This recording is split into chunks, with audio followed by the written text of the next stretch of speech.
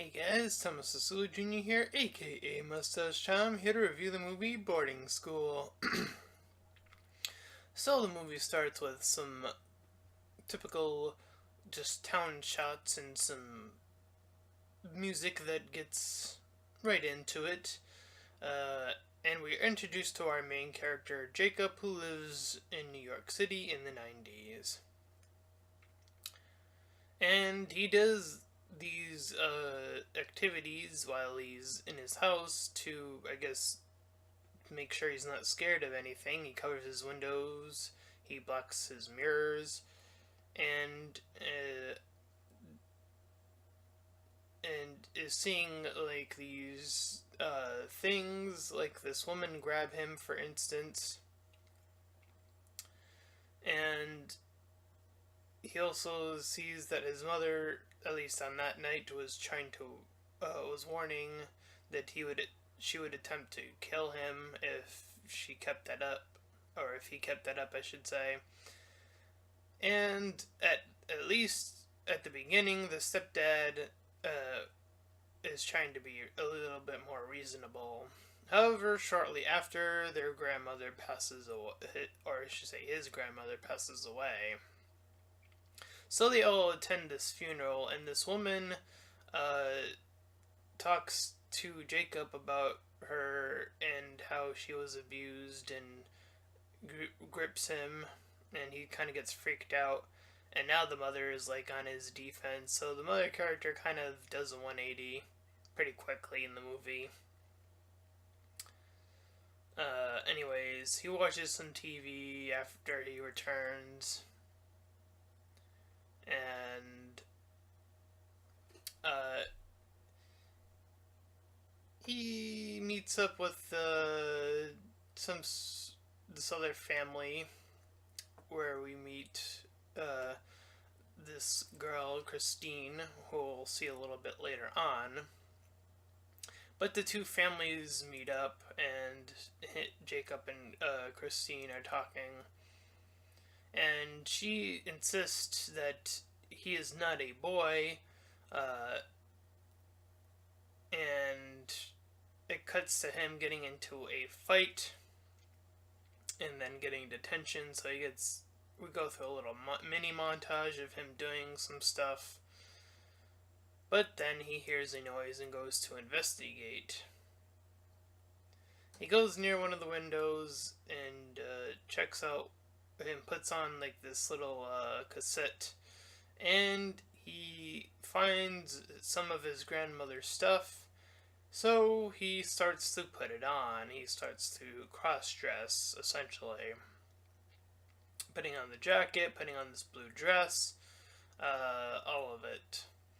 And while he's dancing on about, he's not really paying too much attention, his stepdad comes in and sees him doing this.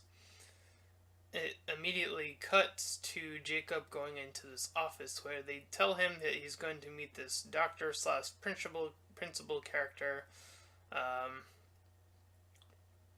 and thus it cuts to him heading towards that this new location that's essentially, well, a boarding school. And he gets told that he's going to get this roommate. So he kind of questions a few things to this lady that's also, I'll just call her a caretaker because I didn't catch her name. And he gets a roommate who has been a previous burn victim, and his face shows from that. And he meets some of the other boys, and one of them has, I'm sorry if I'm not too familiar with the condition, the one where you can't control what you say. I'm sorry if I don't know the actual terminology of that off the top of my head anyway. There's this bigger character boy who's like, he just kind of eats, and yeah. So the burned victim is Phil. That's what I wrote in my notes.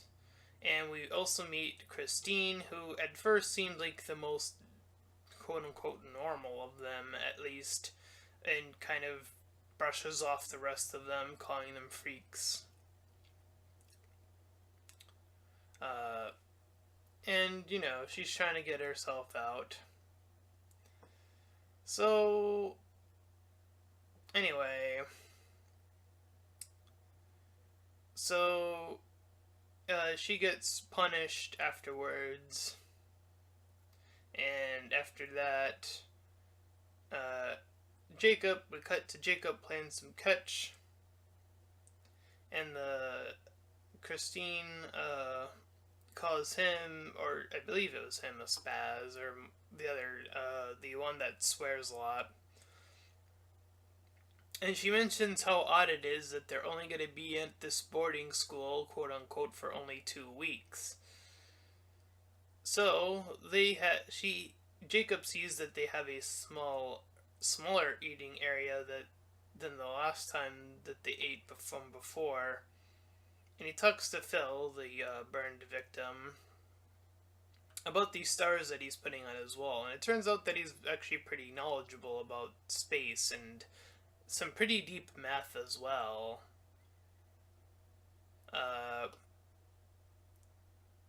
So, at the middle of the night, Jacob hears some voices, and he sees a man reach out and touch this woman, and it's all these little vision things about this woman scraping her teeth, and it's kind of all weird.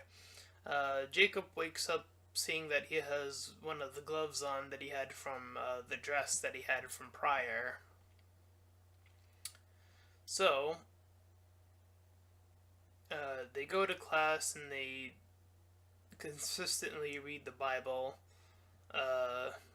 And the teacher / principal character says that the kids have failed, or they are all there because of their conditions or other circumstances.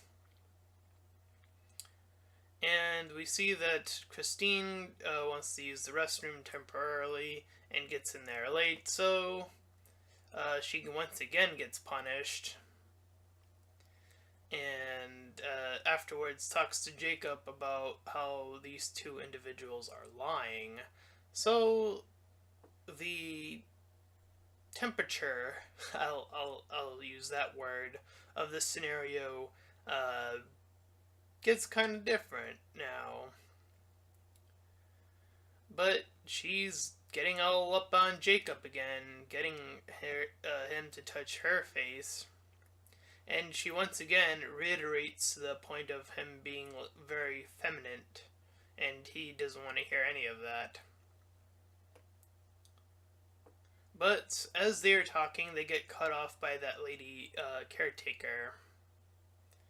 So the bigger kid and the one that swears a lot are fighting over the ball, or a ball, and Jacob has to break it up. I wrote in my notes that the bigger kid's name was Owen, and the kid that swores, I wrote his name somewhere in these notes. I'll get to it eventually if I can find it. Anyway,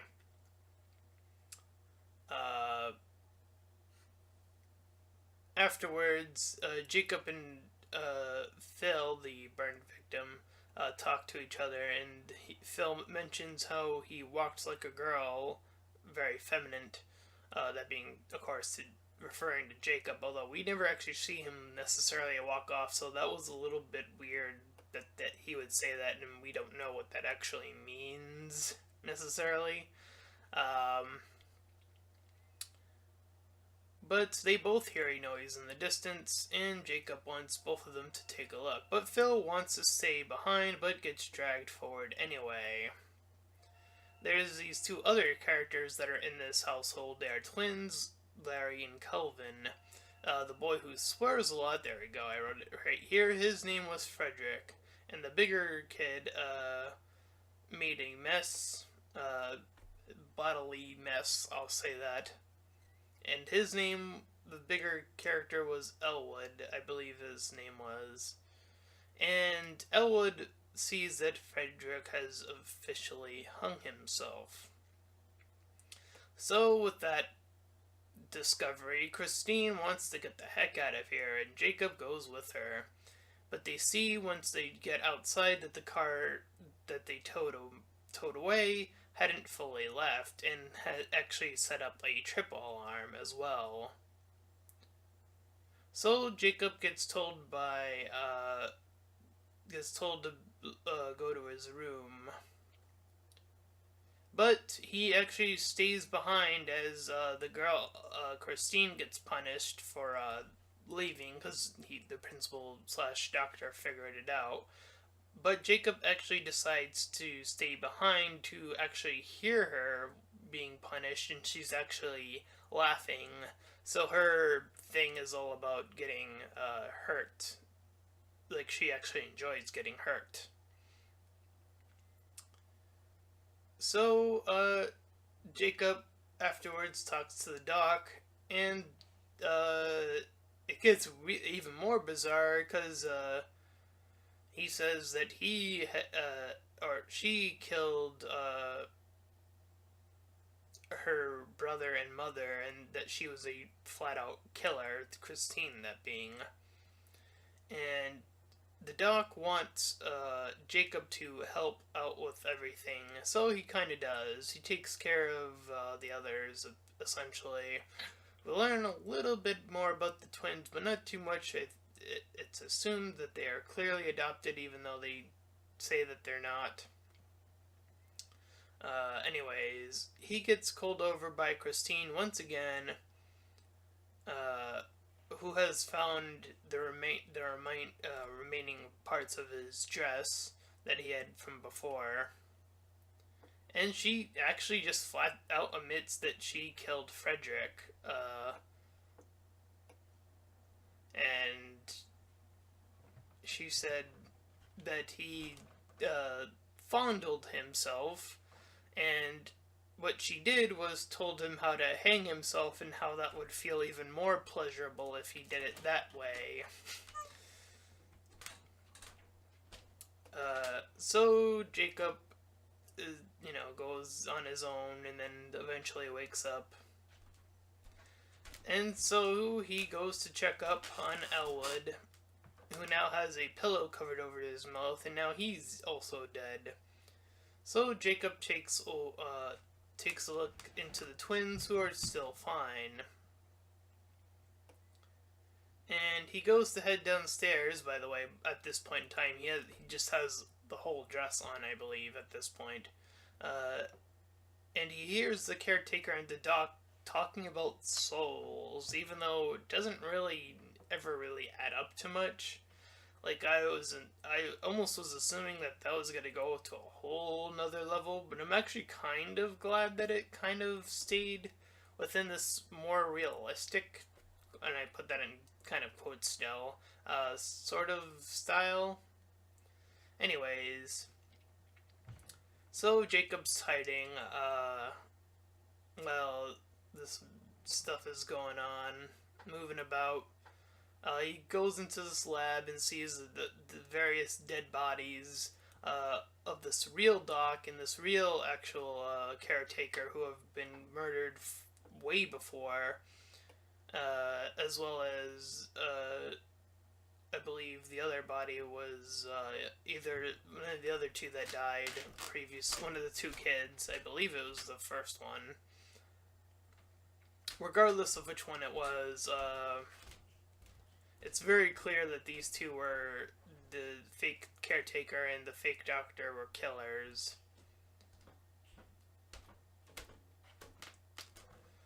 So, the fake caretaker drags out the body of one of them, and the doorbell is rung. And Jacob watches on as this mother's brought in, and she's trying to convince him to see this, her son. And the mother actually talks about how she actually wanted her son to die at this location, and how apparently this was an entire setup with the parents all being involved. But the mother is stabbed to death by the fake caretaker, and then then the doc kills the fake caretaker and calls this other individual named Claude. So the doc calls out to Jacob, who knew he was in the closet the entire time. I don't know if that's supposed to be symbolic of getting out of the closet or whatever, but anyway.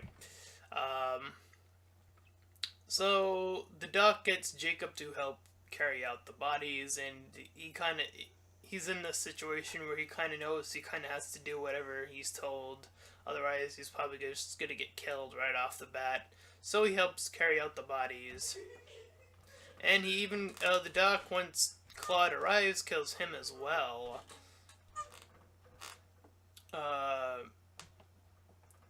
And Jacob asks why the doc kills. If the doc has killed a lot in the past, then he flat out just says yes, and decides to help out even further. So the doc wants to set up this fire, and he also wants to lock the kids away so they cannot escape. But while Jacob was setting out some of the bodies, or one of them anyways, he had actually grabbed the knife, and we had saw a setup to that actually, if you were paying attention, and slashes the fake doc with the scissors that he had grabbed, and proceeds to hit him with the golf club that the doc was using prior. And he goes at the doc until he is dead. So Jake drags the body, and he goes up to Christine and gets all the others out, and tells Christine to get her stuff specifically, and waits until she gets into the room, and then locks her in and leaves. So Christine, for all intents and purposes, got burned alive. He takes off the dress, all the way off, and joins the others, and then it cuts to the four of them in this waiting room.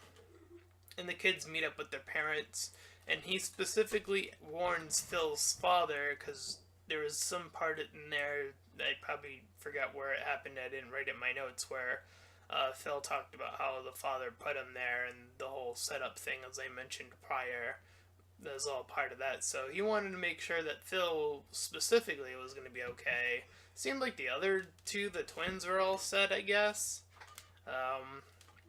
But he gets greeted by his mother and his stepfather, who he's clearly just staring daggers at. So Jacob decides not to eat, and all the lights go out.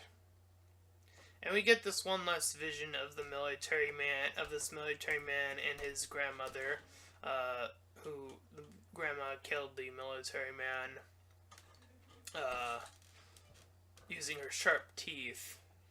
So, once again, using the setup, Jacob, seeing earlier that the fake doc put this poison down, we see that he had taken it and had poisoned the stepfather, and he dies, and all we hear is the mother screaming about it. And Jacob smiles into this mirror, because he no longer has the mirror covered, and he smiles, and the movie ends. I actually enjoyed this movie a little bit. Granted, there are some things, like a few things that I felt like were either missing or a little bit like just needed a little bit touching up, but other than that, I thought it was actually alright. Pretty good. So I'd give this movie a 6 out of 10. Again, I think they could have spent a little bit more time on the characters and like fleshing out some of them, because like the twins were really underplayed. I guess there may have been too many characters to actually have that much focus. I don't know. The setups were interesting. I'm not sure why the movie felt it needed to have the whole backstory of the grandmother necessarily, like the cuts to her story necessarily. Um, I guess it was to only show how similar they were. I don't know. Other than that, yeah, that is my review of Boarding School. And if you enjoyed it, then please feel free to like, comment, and subscribe. Also, make sure to check out that link in the description. And I'll head you over to my Patreon page, and any donations are greatly appreciated. Until next time, everyone, bye bye.